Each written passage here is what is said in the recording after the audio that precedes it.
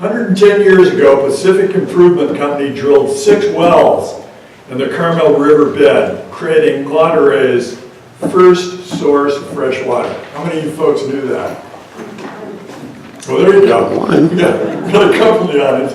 10 years later, Del Monte Properties purchased Pacific Improvement and built the San Clemente Dam on the Carmel River. So there we go.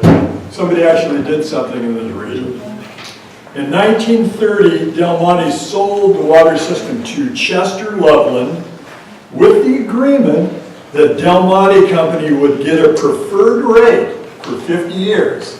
That's when the crap started. Right there. That's when corporate got involved. That was the moment. So interestingly enough, this is 1930, there was a huge public outcry and the first call for a public buyout. That measure was defeated in 1935. The first call. Didn't work, but they were pissed. Same year, system ownership was transferred to California Water and Telephone.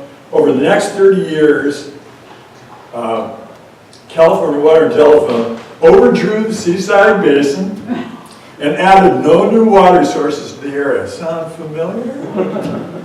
So here we go, 30 years there, and in 1965, Cal-Am, our hero, bought the system. They continued the overdrafting and other failures, and as you know, ever since then, costs have skyrocketed.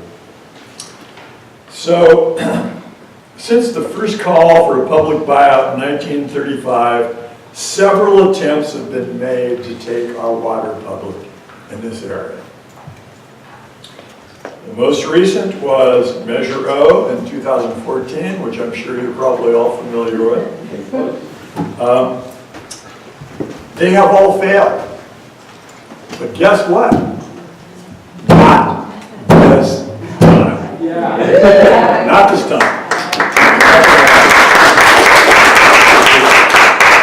Last year, my wife Melody discovered a key strategic insight that offered a huge marketing opportunity for public water now. And I'd just like her to spend maybe 3 to 5 minutes, something, just describing for you exactly what it is that she discovered and how that plays into our strategy here. Melody?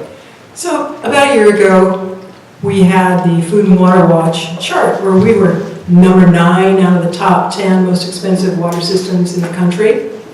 Well, that was something, but it wasn't great news. I mean, it wasn't something you could write a headline on, which was hard. But we PR'd that a bit, and then I got this letter from Cal-Am that said, well, the average person's bill is going to go up by, I can't remember how much it was. And I looked at the Food and Water Watch chart, and I just did some simple math, and I went, wait a minute, that's going to make us the most expensive water in the country. I'll bet on it. And so I called Mary Grant at Food and Water Watch, and I said, check this out. I think we just went to number 1. Can you guys redo can you do a new survey? So, because we need to use this in our campaign. And she said, well, let me check it out. And so they decided that they would do that. They would redo the top 10. And sure enough, that's how we discovered that we were number 1 as far as the most expensive water in the country. And the one thing that I want to say about that too is that Cal-Am will fight that and say, we don't have the highest rates in the country. The operative word there is rates. When Food and Water Watch does the study, they take every cost, all the surcharges for Cal-Am screw-ups, and they all go together to the total cost of water to the consumer across the country. That's how we are number 1. Total cost, not rates, which is what Cal-Am likes to claim. Just so you know that. So as soon as we put that out, even before we got the verification from Food and Water Watch, people started repeating it back to us. And I thought, we have hit a nerve. This is great. Even the media was starting to repeat it back to us. And I thought, wow, we're on to something here. So, and Cal-Am's reaction was bad. We were at a CPUC meeting when I think I first stood up and said, you know what, we have the most expensive water in the country. And then Catherine Stedman got up and said, I object to the characterization that we have the most expensive water in the country. That you have to do better than that.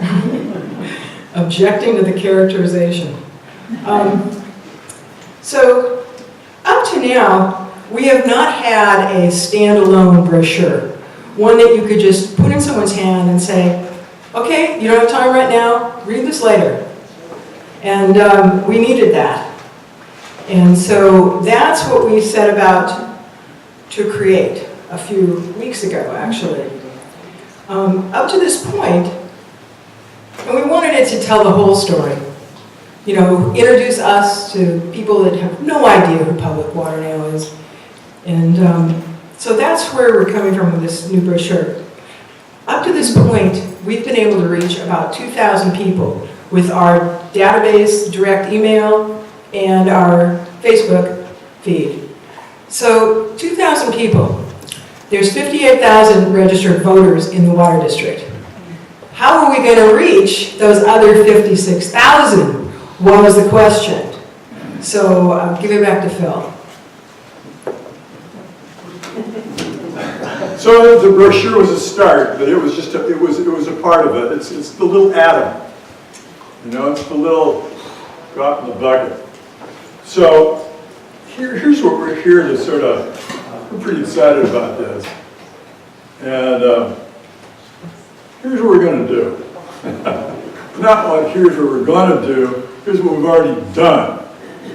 And that is on Thursday of this week, 35,000 of these little fellas right here are going out to the entire water management district. Whoa. Yeah.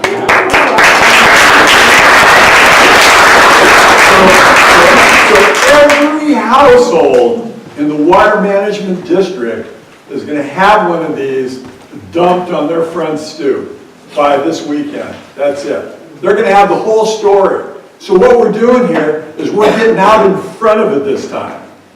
We're getting out in front of it this time. We're getting out in front of Cal-Am. We're getting out in front of the community. We're driving the narrative this time.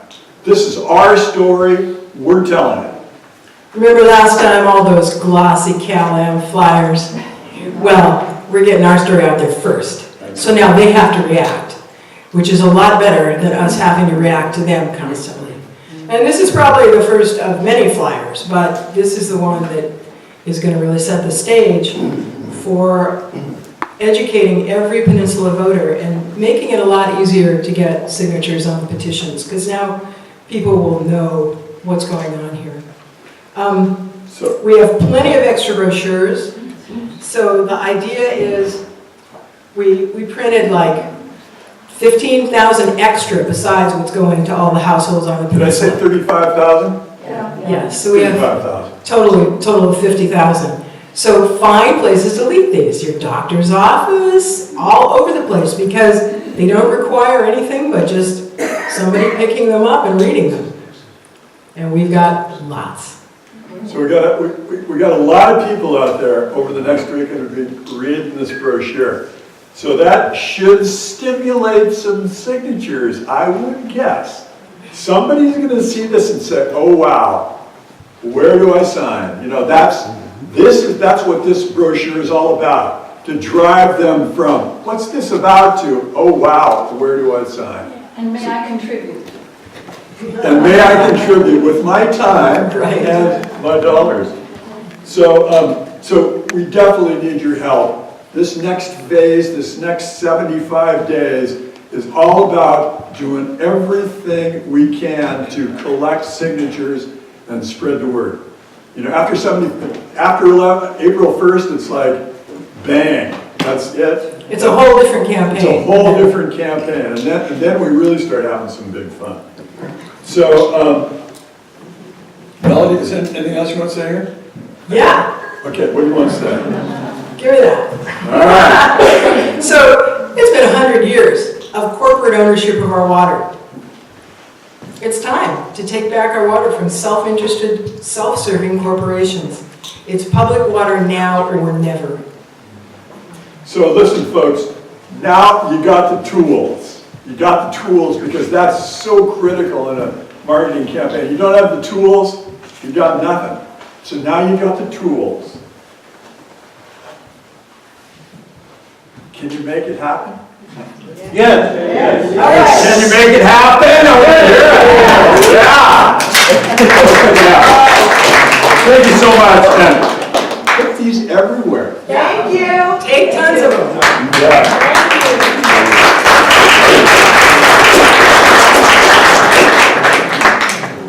I want to take a minute to go over just the inside, the first flap, the first flip, the first flap. Floop. Potato, potato. The first blue column on the inside. I want you to just notice the supporters we have, committed. Last time, you remember, we had our congressman against us, we had all the mayors against us. Mainly that was the biggest problem we had. But this year, we have Jane Parker, we have Clyde Roberson, Mayor of Monterey, we have the Mayor of Marina, Bruce Delgado. They all gave us quotes. All the quotes relating to get the information, get the feasibility study done. It doesn't say buy Cal-Am. The issue of this initiative is get the facts, do the study, get the information officially from some agency to do it. Right now we're in a he said, you said kind of dialogue. We say something, it's like Melody said, Cal-Am says it's not true, or we don't believe it, or we're offended, or something. They never counter with facts. They're a PR machine, and they are money makers. They're protecting their money. They're protecting their income. We need to know that, use that, and get on it.